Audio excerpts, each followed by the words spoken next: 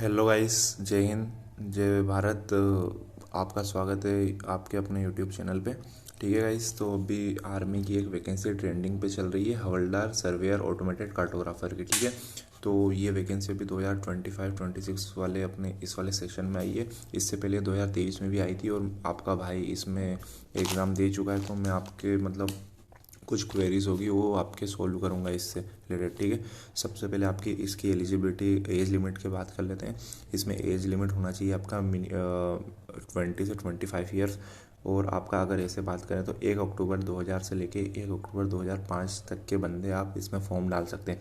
ठीक है, तो इसके बीच के बंदे आप डाल सकते हो। जिनकी 1 अक्टूबर 2000 है वो भी एलिजिबल है, जिनकी 1 अक्टूबर 2005 है वो भी एलिजिबल है। ठीक है, अब मेन मुद्दा आता है एजुकेशन क्वालिफिकेशन पे। तो बहुत सारे बंदे मतलब कन्फ्यूज़न है कि भैया ये इस ब्रांच से हूँ या वो ये कर रखा है, हमने ग्रेजुएशन में एलिजिबल हो कि नहीं। तो मैं आपका इससे क्वेरी रिलेटेड जो भी प्रॉब्लम है वो सोल्व कर देते हैं।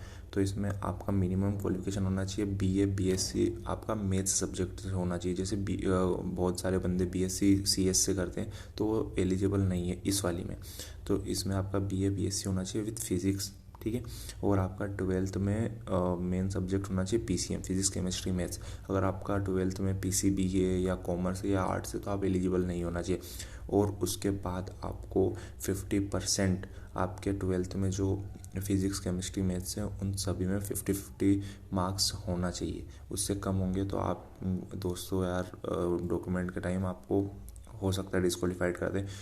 उसके बाद आते हैं आपका बीटेक। बीटेक वाले बंदे जिन्होंने बीटेक कर रखा है वो सारे एलिजिबल है। ठीक है, चाहे वो सिविल इंजीनियरिंग की हो, इलेक्ट्रॉनिक्स की हो, इलेक्ट्रिकल से किया हो, इलेक्ट्रॉनिक्स इंस्ट्रूमेंटेशन से किया, मैकेनिकल कंप्यूटर साइंस, सारे बंदे एलिजिबल है। उनका भी जैसे मैंने इलेक्ट्रॉनिक्स एंड कम्युनिकेशन दिया तो मैं 2023 वाली एग्ज़ाम में एलिजिबल था, मैंने एग्ज़ाम दिया हुआ है इसका।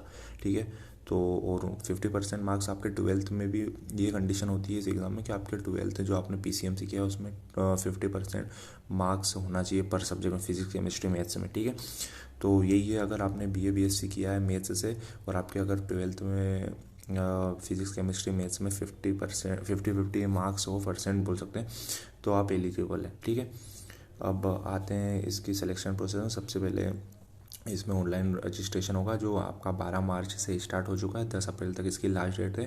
तो आप जाके अगर आप एलिजिबल है तो आप फॉर्म फिलअप कीजिए। उसके बाद इसमें एग्जामिनेशन फ़ीस 250 रुपीज़ है। अब इसकी बात करें नेक्स्ट, इसकी कॉमन एंट्रेंस एग्ज़ाम होगी। तो इसमें बंदों का डाउट है भैया क्या करना है। तो देखो दोस्तों, मैंने 2023 में जब एग्ज़ाम दी थी तो मैंने भी इसका नोटिफिकेशन पढ़ा था 2023 वाला। तो उसमें बोला था कि आपका 11th-12th वाला सिलेबस आएगा। तो मैं मैथ्स का डिफ्रेंशिएशन इंटीग्रेशन ये पढ़ के गया था मैथ्स में। लेकिन वहाँ पे जाके जब मैंने देखा तो यार पैटर्न ही चेंज हो गया, वहाँ पे नॉर्मल अर्थमेटिक ही आया था। ठीक है, हाँ, तो आप अगर हो सकता है वो वाला जो 2023 वाला हो जो पेपर था, हो सकता है इस बार भी फॉलो हो। तो आप 11 मतलब अर्थमेटिक तो पढ़ना, अगर टाइम हो तो फिर 11th-12th का भी सिलेबस पढ़ना। ठीक है, इसके सिलेबस की बात कर रहे हैं तो दो पेपर होते हैं, मतलब मिक्स ही होंगे वो, ऐसा नहीं है कि अलग अलग से गैप दे के।